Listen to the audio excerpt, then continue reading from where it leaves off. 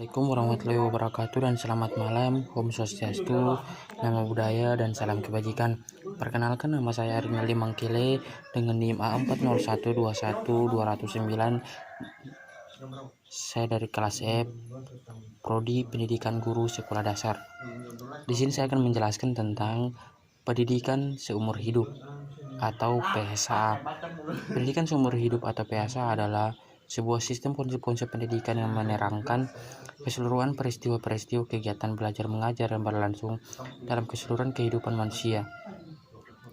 Yang kedua yaitu tujuan pendidikan seumur hidup. Yang pertama yaitu mengembangkan potensi kepribadian manusia sesuai dengan kodrat dan hakikat, yakni seluruh aspek pembawaannya seoptimal mungkin. 2. Dengan mengingat proses pertumbuhan dan perkembangan kepribadian manusia bersifat hidup dinamis, maka pendidikan wajar berlangsung selama seumur hidup. Yang ketiga yaitu memperkaya kehidupan rohani atau kehidupan intelektual seseorang bersifat individual dengan tim menerus belajar. 4. Bersifat sosial.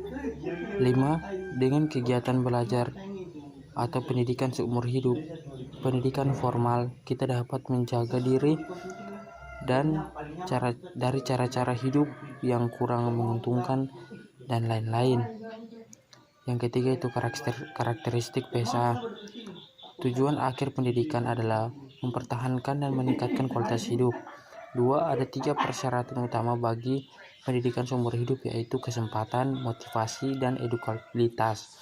Yang ketiga, pendidikan seumur hidup adalah sebuah prinsip pengorganisasian seumur hidup semua pendidikan.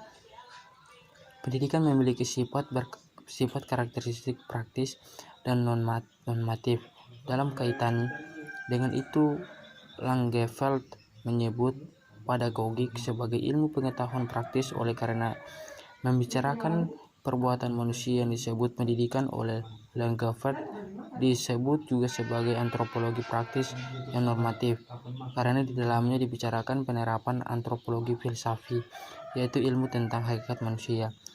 2. Mendidik dapat didefinisikan sebagai membimbing anak ke suatu tujuan yang bersifat normatif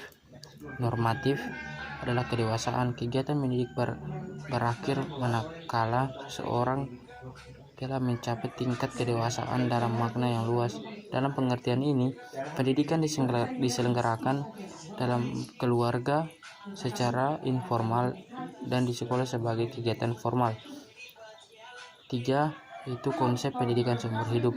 Jika tidak jauh dari ke belakang, pendidikan seumur hidup sudah ada sejak lama. Dalam konsep pendidikan seumur hidup tergantung gagasan belajar untuk hidup atau learning to be, dan masyarakat gemar belajar atau learning society. Learning to be adalah tujuan dari belajar berpikir, belajar menjadi warga negara yang produktif, dan lebih luas lagi tujuan dari proses penemuan dan perwujudan diri untuk mencapai tingkat kualitas hidup yang memadai. The Learning Society adalah masyarakat yang terdapat di dalamnya lembaga-lembaga pendidikan, lembaga-lembaga non-pendidikan yang menyelenggarakan pendidikan. Yang keempat yaitu batasan PSA. Pendidikan seumur hidup atau PSA adalah sebuah sistem konsep-konsep pendidikan yang menerangkan keseluruhan peristiwa-peristiwa kegiatan belajar mengajar yang berlangsung dalam keseluruhan kehidupan manusia. Sekian, tidak dapat saya jelaskan, lebih dan kurangnya saya mohon maaf. Wabillahi taufiq wal hidayah. Wassalamualaikum warahmatullahi wabarakatuh.